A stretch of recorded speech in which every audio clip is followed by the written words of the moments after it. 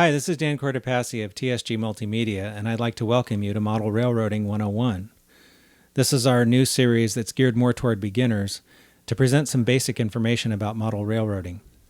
So as we did last time, I'm in front of the camera, and John Abaticola is behind the camera making everything look good. And talking sometimes. Yeah. So making comments from the peanut gallery. Right. So last time, if you recall, if you've watched that episode, we talked about scale, which is the proportion of a model to the real-world object. So if you have HO, for example, which is 1/87th scale, and you had a model of a 50-foot boxcar, you would need 87 of those models stuck end to end to equal the length of one real 50-foot boxcar. Okay? So this time, we're going to talk about gauge. And some people use the terms interchangeably, but they really don't mean the same thing. Gauge is the distance between the rails. Why is this important? Well, that's because in the real world, there's more than one gauge. So why don't we go out to the field and I'll show you what I'm talking about. So I'm standing here next to a standard gauge track, right here. This is 4 feet, 8.5 inches between the rail heads. Now I'm going to walk over here.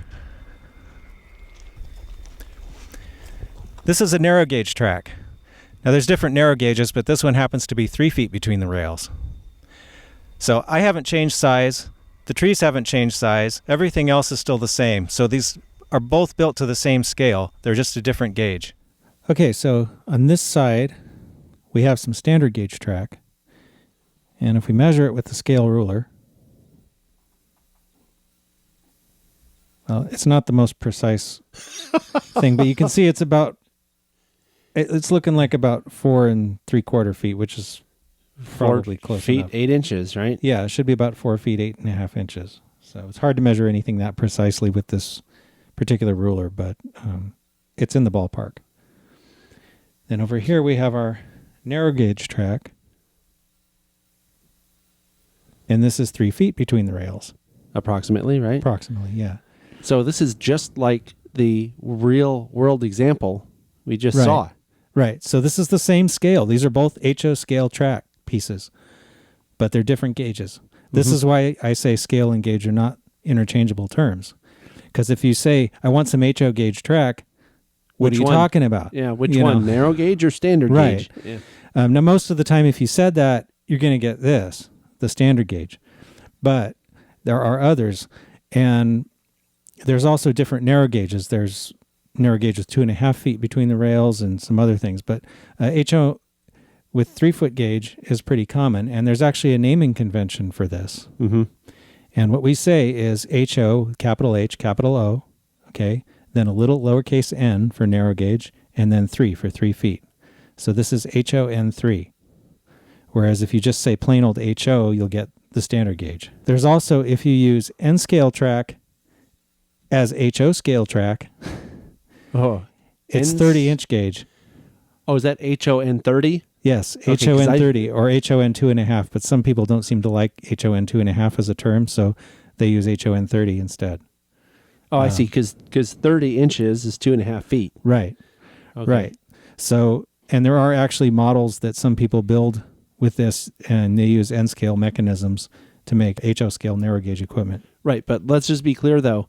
That actually is N-scale standard gauge track. Right. That gets dual purposed as HON 30. Right. Okay. Right. Now, normally, if it was really narrow gauge track, you'd have a different tie spacing that would look more like this. Right. But the ties would look bigger too, right? Because they'd have to be in scale. You really wouldn't use this particular piece of track for that most of the time, but the gauge would be the same. So do HON 30 modelers generally hand lay all their stuff and use the correct scale ties too? Some of them do, and others. There is probably some commercial track available for that. This would be a good shortcut, though. Just use N-scale track because certainly if you had any tracks in tunnels or places where you couldn't see it, you could use regular old N-scale track and it would work. Let's call it N-scale standard gauge track. N-scale standard gauge track, yes, because there's also, believe it or not, NN3. Was that N narrow gauge 3 foot? Yes. Oh, geez. And that uses Z-scale track or the same gauge as Z-scale track anyway. So I'm hoping I'm not confusing the heck out of everybody right now. Just to give you a little bit of an idea, this is a standard gauge refrigerator car, an old-time ice reefer, okay, as they call them. HO scale standard gauge, right? HO scale standard gauge. This is a narrow gauge ice reefer. And as you can see, it's quite a bit smaller, but that's how it would be in real life. Right. These two models are both HO scale. This is HON3. This is HO, but they're still HO scale. And I have some vehicles and a little figure in there to also show that these are all HO scale models. The cars are in proportion to both of these rail cars. As they would be in real life. As they would be in real life. Now, you probably, these cars would have been too old to be with a minivan that's that modern. Yeah, but that's not the point, though. That's not the point of this particular episode, though. You probably wouldn't see a Harley like that, or with these old time cars either. But maybe this is a museum or something. Anyway, the point is size wise. Anyway, this all works. Yep. Okay. And you can see this too if you go to a place that has narrow gauge equipment and standard gauge equipment in the same place. You can see that the narrow gauge cars are in fact built smaller than the standard gauge cars that are similar. So so it does make a lot of sense. Yeah. If you watched the last episode when I was talking about scale, I mentioned that G-scale gets a little confusing. This is what I'm talking about. So now we have the same gauge track. Right? G-scale uses a 45 millimeter track gauge, regardless of scale. Right? And I have here a standard gauge boxcar that's 1/32 scale. And I have a narrow gauge boxcar, which is 1:20.3 scale. Oh. If you say that the distance between these rails is 4 feet 8.5 inches, you end up with something that's about 1/32 scale, like this car. Okay? So if this track is standard gauge, then this car would be in proportion to that. Okay. Okay? Why do I get the feeling that you're going to say if this gauge of the track is 3 feet, then this is correct? Right. If the gauge on the track is 3 feet, you end up with a proportion of 1:20.3. Oh, so what you're doing is changing the scale by using a variable for the distance between the rails. Right. You're basically Okay. working backwards from the gauge to get the scale. Uh-huh. And so some people actually refer to this as FN3, Oh, God. which isn't a term that I see used a lot. So It's FN3, man. yeah, yeah. So it would be F scale would be 1:20.3, and then N3, just like HON3. But as you can, I don't know if you can tell, but this narrow gauge boxcar is actually a little bigger than the standard gauge model. Yeah.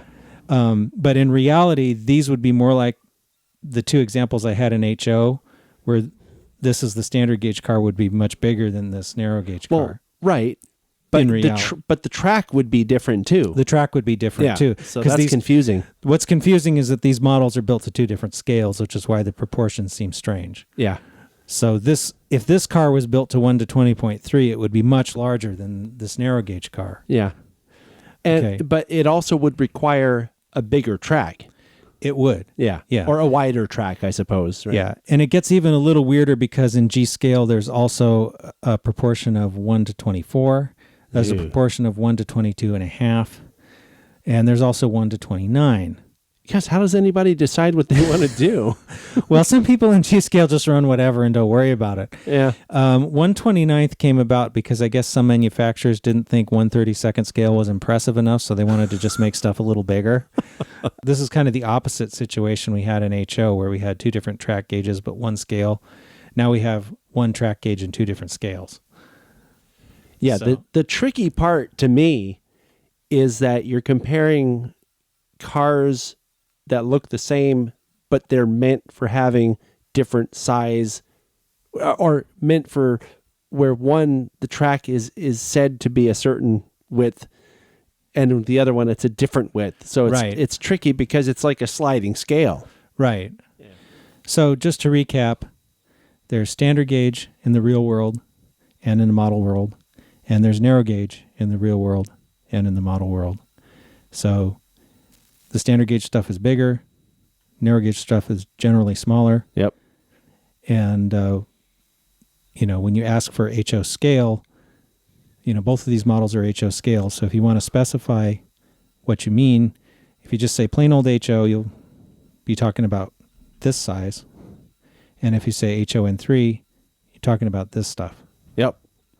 So just wanted to clarify, that this is why gauge and scale are not the same thing, because we have the same scale here, about two different gauges of track. Yep. They look like two different scales. They almost do, yeah. And some people maybe get confused by that, but this is actually the same scale. Do you know, it's interesting too, because I've heard people talk about ON30. Uh-huh. Now that I know what the N30 means, Right. I know exactly what you're talking about in that. It's O scale, that's narrow gauge at 30 inches. Right. And just to confuse you some more, ON30 is actually the same gauge as HO. Right. Standard Because gauge. I know that they use the track for it too. Yeah. It's nice though that they've made